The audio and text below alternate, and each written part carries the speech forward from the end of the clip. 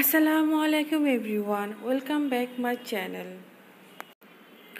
রান্নার কাজের সুবিধার জন্য আমাদের মেয়েদের নানা ধরনের শর্টকাট মেথড ফলো করতে হয়। সেই সুবাদে আজ আপনাদের সাথে শেয়ার করব কচু শাক কীভাবে গুণাগুণ বজায় রেখে সারা বছর সংরক্ষণ করা যায় এবং যে কোনো সময় এটা বের করে নিজেদের ইচ্ছা মতো খাওয়া যায়। তো সবাই কেমন আছেন? আশা করি আলহামদুলিল্লাহ ভালো আছেন। তো সবাইকে অনুরোধ রইল ভিডিওটি না টেনে প্রথম থেকে শেষ পর্যন্ত দেখার জন্য। আর যদি আপনাদের ভালো লেগে থাকে তাহলে প্লিজ আমার চ্যানেলটি সাবস্ক্রাইব, লাইক এবং কমেন্টস করতে ভুলবেন না। তো চলুন দেখে নেওয়া যাক আমরা সারা বছরের জন্য কিভাবে কচু শাক সংরক্ষণ করি।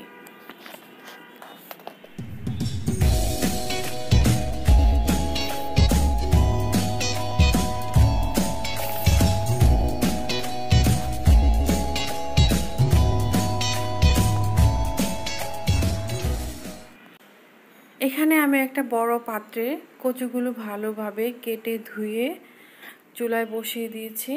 যেহেতু অনেকগুলো কচু আমি এখানে সংরক্ষণ করব, তো পাতিলটা অনেক বড় আছে, বাট এখানে সবগুলো একসাথে আটছে না, যার কারণে আমি অর্ধেক দিয়েছি। যখন একটু ডেবে যাবে, মিশে আসবে, তখন বাকিটা দিয়ে নাড়াচাড়া করে আমি এটা যতক্ষণ পর্যন্ত পানি না শুকাবে ততক্ষণ পর্যন্ত এটা চুলায় রেখে দিব। কারণ এটার যদি আমি পানিটা ফেলে দিই তাহলে কিন্তু এটার গুণাগুণটা টোটালি বের হয়ে যাবে, যার কারণে আমি কোনো শাকের পানি কিংবা কোনো ধরনের সবজি সেদ্ধ করে এটার আমি পানি ফেলে দিই না, ডিরেক্টলি চুলার মধ্যে শুকিয়ে ফেলে। দেখেন একটুও পানি নেই, পুরাটা শুকিয়ে আমি ফ্যানের বাতাসে ঠান্ডা করে নিয়েছি। আর যেহেতু এখানে 3টা বক্স দেখতে পেরেছেন, সেই 3টা বক্সে আমি সুন্দর করে একদম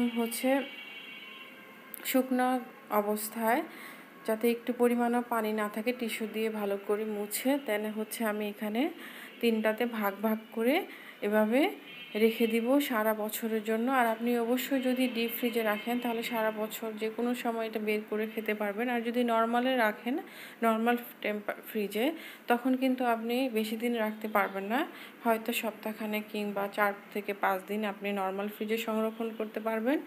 আর এই জন্যই আমাদের যে কোনো ধরনের শাক, যদি আমি বিশেষ করে কচু শাক যখন আমরা সেদ্ধ করে এটাকে রান্না করব, তখন কিন্তু আবারও বলতেছি, এটার আমরা পানিটা ফেলে দিব না। পানিটা যদি ফেলে দেই তাহলে কিন্তু এটার গুণাগুণটা টোটালি পানির সাথে চলে যায়, আমাদের আর কোনো কাজে লাগে না।